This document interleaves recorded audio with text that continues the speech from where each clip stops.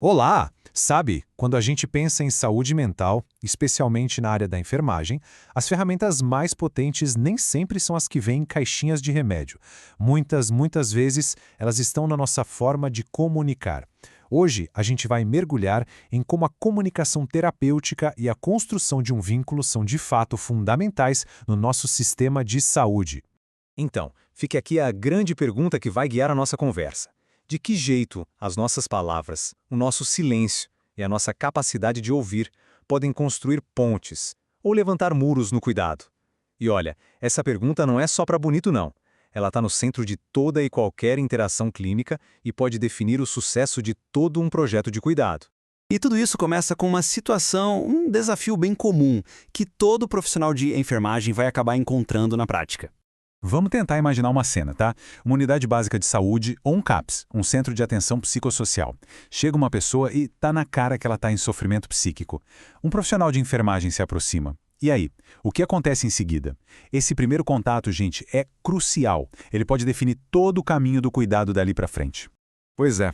E a grande sacada, a chave para lidar com esse momento, é entender que a conversa que precisa rolar ali, ela é de um tipo completamente diferente de um papo qualquer do dia a dia. Com base nos trabalhos de uma autora muito importante, a Maria Júlia Paz da Silva, a gente pode definir a comunicação terapêutica assim. É uma relação intencional, não é um bate-papo à toa, sabe? Ela tem um objetivo muito claro, o cuidado. Isso envolve não só o que a gente fala, mas o jeito que a gente escuta, nossa linguagem corporal, a empatia e, claro, o respeito pela história de quem está na nossa frente. E essa diferença, gente, é da água para o vinho. A comunicação social, aquela do nosso cotidiano, é mais solta, informal, muitas vezes focada na gente. Agora, a comunicação terapêutica é o completo oposto. Ela é planejada, intencional, com um foco total na outra pessoa. Ela exige técnica e tem um propósito bem definido: apoiar e cuidar. Então, qual que é o grande objetivo disso tudo? É construir o que a gente chama de vínculo. O vínculo é aquela liga, sabe? É a base para construir confiança, para a pessoa desenvolver autonomia e, principalmente, para a gente conseguir fazer o cuidado em liberdade, que é um dos pilares da reforma psiquiátrica aqui no Brasil. Beleza, parece ótimo na teoria, né? Mas e na prática? Como é que se constrói esse tal de vínculo? Bora dar uma olhada nas ferramentas que a gente tem para isso. Pensa nisso como se fosse uma caixinha de ferramentas mesmo. Primeira ferramenta, escuta ativa, é estar ali 100% presente, de corpo e alma. Segunda, validar os sentimentos, mostrar que aquela dor é legítima. Terceira, a paráfrase, que é basicamente devolver o que a pessoa disse com outras palavras para ter certeza de que o entendimento foi correto. E por último, mas não menos importante, o silêncio terapêutico. Dá aquele espaço, aquela pausa, para a pessoa respirar e organizar as ideias. E olha só, tão importante quanto saber o que usar é saber o que não fazer, né? Julgar, colocar rótulos, agir com pressa, minimizar o sofrimento dizendo isso não é nada. Tudo isso são verdadeiras armadilhas que destroem a comunicação na hora.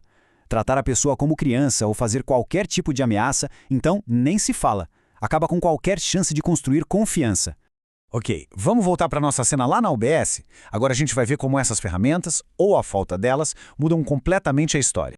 Imagina só, numa abordagem que não é nada terapêutica, a resposta poderia ser algo do tipo: isso é só ansiedade, precisa se acalmar. Parece até que a intenção é boa, mas essa frase invalida o que a pessoa está sentindo. Dá uma ordem e fecha a porta para o diálogo. Isso não acolhe, isso corta a conversa e julga. Agora, olha a diferença brutal. Uma abordagem terapêutica seria: imagino que isso esteja sendo muito difícil. Me conta um pouco mais sobre isso.